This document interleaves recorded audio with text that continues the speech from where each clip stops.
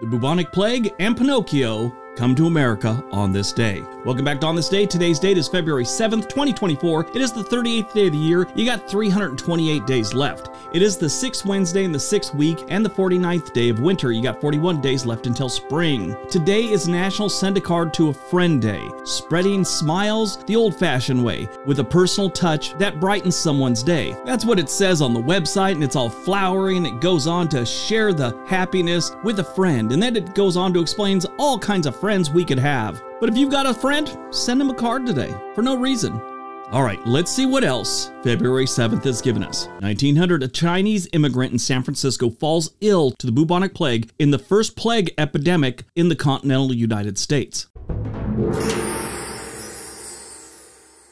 In the early 1900s, San Francisco faced a public health crisis that highlighted the city's struggle with racial discrimination and inadequate public health policies. When a Chinese immigrant fell ill with the bubonic plague, the response was marred by racism and fear, leading to the quarantine of Chinatown. The plague was caused by a bacterium transmitted through the fleas found on rats. This is the same way it was transmitted in medieval Europe, and now it was threatening the boomtown that was San Francisco back in the early 1900s. The city's officials grappling with the first case of this deadly disease were caught between controlling the outbreak and managing the public panic. The discovery of the plague in Chinatown led to immediate and severe measures. The neighborhood was quickly quarantined, and nobody was allowed to leave or enter. This decision really made the public's opinion of the Chinese much worse than it already was. They had some serious racial tensions going on between the different nationalities in San Francisco at the time. Despite the initial mishandling, the plague outbreak eventually prompted improvements in San Francisco's public health infrastructure and policies. The crisis showed the city they needed better sanitation, rat control measures, and public health surveillance to prevent future outbreaks. The bubonic plague incident in San Francisco serves as a historical example of how fear, prejudice, and inadequate public health policies can create a public health crisis, offering us lessons in handling epidemics, compassion, efficiency, and fairness. Yeah, if you read anything about the early days of San Francisco and really California, the Chinese were, it was like they were feared. They were seen as something other than human by a lot of white settlers and,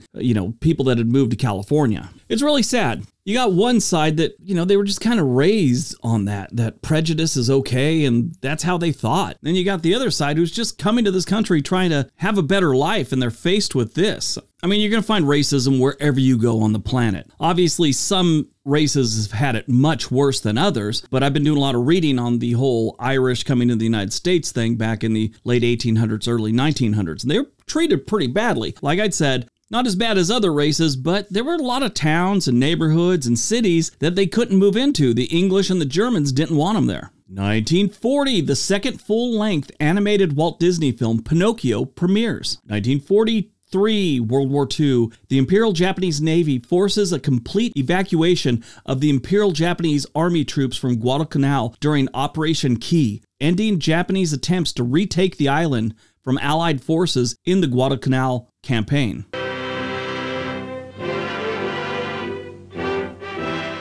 Henderson Airfield on Guadalcanal is the most hotly contested strip of land in the South Pacific.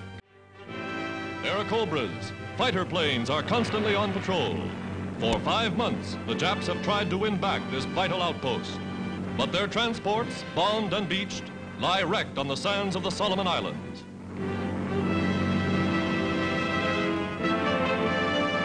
There are a lot of sunken ships in and around Guadalcanal. 1962, the United States bans all Cuban imports and exports. Now, of course, we're not allowed to go there. I know they lifted that a little bit a few years back, but I believe right now it's still back down to we're not allowed to travel to Cuba. And that's all because back in the day, the United States government said no American will go to Cuba, no American will do business with Cuba until Fidel Castro is out of power. He's out of power, but his brother took over for a while, and that was the same pig, just a different shade of lipstick. 2013, Mississippi officially certifies the 13th Amendment, becoming the last state to approve the end to slavery. The 13th Amendment was formally ratified by Mississippi in 1995. Took them about 18 years to get around to signing all the paperwork. Seems a little strange to be dragging your feet on that and till you know the history of Mississippi and it totally makes sense.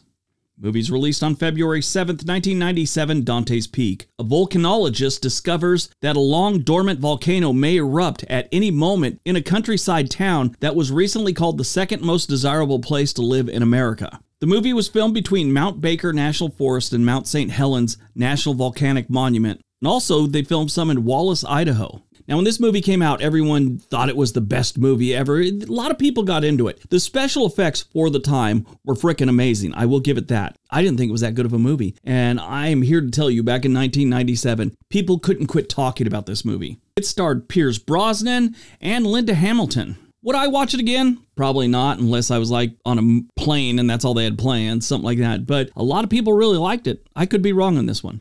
Born on February 7th, 1985, Tina Morgerino. Actress best known for her role as Deb in Napoleon Dynamite and as Alice in the 1999 television adaptation of Alice in Wonderland. She also had a role in Veronica Mars, True Blood, and Grey's Anatomy. She began her training at age 7 in becoming an opera singer. Her breakout role came in the 1994 film Andre. Napoleon Dynamite is another great movie. It's quirky, it's weird. If you haven't seen it, it's very funny. That was another one that was just huge when it came out. And this movie honestly seems like I could have filmed it in my backyard, in my neighborhood. But it's still totally worth it. Died on February 7th, 2009, Molly B. Country music singer best remembered for her 1952 classic, I Saw Mommy Kissing Santa Claus. She was also famous for being the sidekick to comedian Pinky Lee in The Pinky Lee Show. She was discovered by radio host Rex Allen, who had her sing on his show when she was 11 years old. She owned her own restaurant and nightclub called the Molly B in Oceanside, California. She married many men, including country singer Ira Allen, to whom she was married to for 10 years. She had daughters named Leah and Bobby, as well as a son named Michael. She was married at least 5 times. Some people say that she was married about 3 other times, but that was in Mexico, so it really wasn't like a normal wedding.